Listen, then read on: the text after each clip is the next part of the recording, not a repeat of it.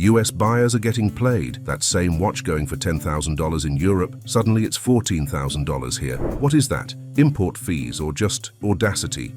Dealers are drowning in stock but still pricing like it's peak hype season. Honestly, if these watches sit any longer, they'll start collecting loyalty points, and yet the price tags haven't flinched. Welcome back to Opulent Oasis. Today we're side-eyeing the luxury illusion while Switzerland quietly cuts US shipments from 61% to 31%. Translation: even Rolex knows the party's over. Buying full retail now is like paying cover for an empty club. Loud music, no crowd, and a bartender who still thinks you're impressed. Break down the scam. Alright, let's call this what it is: highway robbery in slow motion. With a 32% import duty slapped on luxury watches, buying a Rolex in the US now feels like getting charged extra for breathing near the display case. It's less of a purchase, more of a hazing ritual for having taste.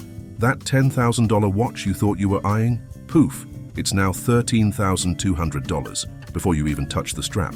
Toss in New York's 8% sales tax and you're ringing out at $14,256. At that point, you're not buying a timepiece. You're buying a masterclass in how to get legally mugged in broad daylight.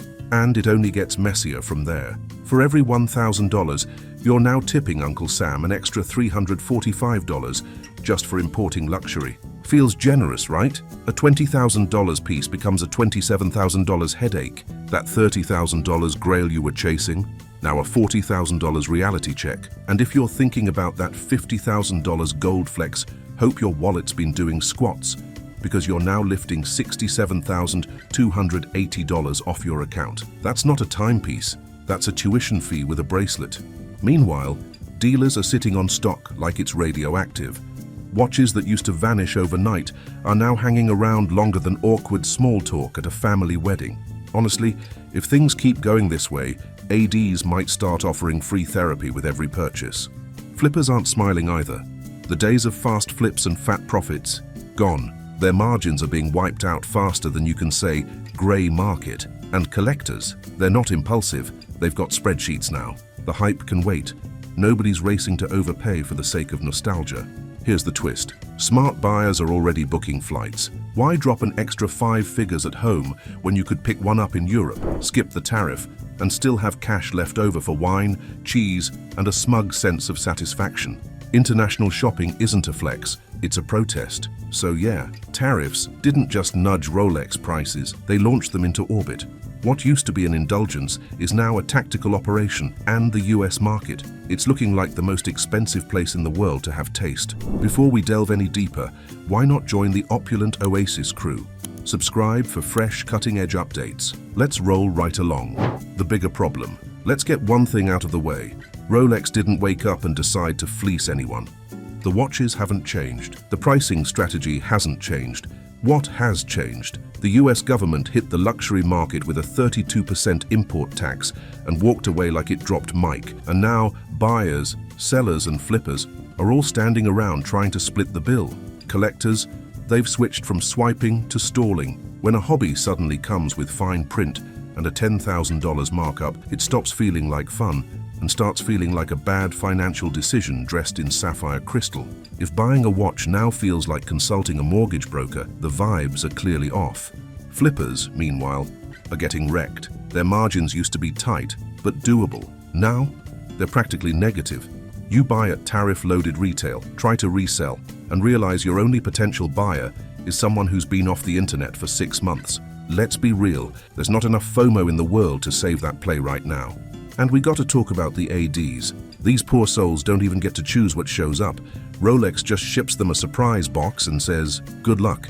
Recently, they've been getting buried in gold models, which sure look great in a music video, but try selling 5 of those to guys who just wanted a sub for the office. When your display case starts looking like King Midas had inventory control issues, it's time to panic a little. The smaller independent dealers are especially screwed. These are the OGs, been here for years, handshakes over sales scripts, loyal regulars who bring in donuts.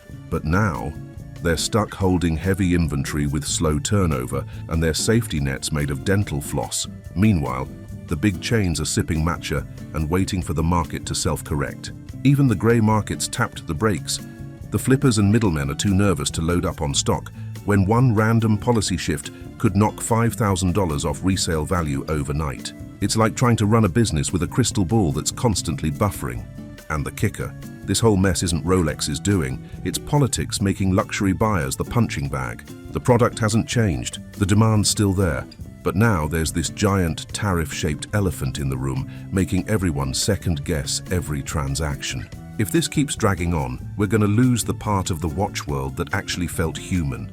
The local shops, the trusted faces, the unspoken rituals. And what's left? Cold boutiques, overpriced inventory, and a checkout process that feels like a tax seminar. Because at the end of the day, we didn't sign up for this to debate trade policy. We just wanted a watch that made our wrists happy and our wallets only mildly uncomfortable. Now it's just uncomfortable, period. How buyers are fighting back. So let's get this straight. We're supposed to pay 32% extra just because the watch dared to enter the US. Cool. That Rolex root beer going for $21,000 stateside? It's sitting pretty at $16,800 in the UK, sipping tea and minding its own business. Exact same model. Only difference is one got taxed, like it stole something. Naturally, buyers are done playing the fool. A $1,200 round-trip flight from New York to Manchester, still cheaper than buying that same watch at home. When a seat in economy class saves you more than your financial advisor, it might be time to rebook your loyalty. And let's be honest, some people aren't just doing this to save money, they're doing it for the story. You buy the watch, hit the streets of London, post a smug wrist shot near Big Ben, and still come out thousands ahead. That $3,000 you didn't give to Uncle Sam, it just paid for your hotel, your dinner, and your petty revenge. Call it luxury with a side of no thanks. Meanwhile, the grey market's waking up like it just smelled money again. Flippers, overseas resellers, they're watching Americans hop planes and dodge tariffs like pros. The US made Rolex shopping annoying, so people found the back door. Turns out grey market is just code for you made it too complicated. And while all this is happening, local ADs are left refreshing waitlists and wondering why nobody's answering their texts. The truth? It's not that people don't want the watch. They just don't want to feel robbed while buying it. Because let's face it, when a luxury watch starts feeling like a bad real estate investment, people get creative. And if flying to Europe, buying a Rolex, and still pocketing a few grand doesn't scream boss move, we don't know what does. Let's not sugarcoat it. Buying a Rolex in the US right now is less luxury and more financial hazing. If you're coughing up full tariff-loaded retail without blinking, congrats, you just donated to the Department of Regret. So, book a flight to dodge the markup and grab the same watch abroad for less. People are doing it, and coming back with jet lag and bragging rights. Got a sneakier move? Drop it in the comments. We love a good loophole. And if you like your watch talk with less fluff and more side-eye, hit that subscribe button for Opulent Oasis. We'll keep your wrist looking rich and your decisions richer.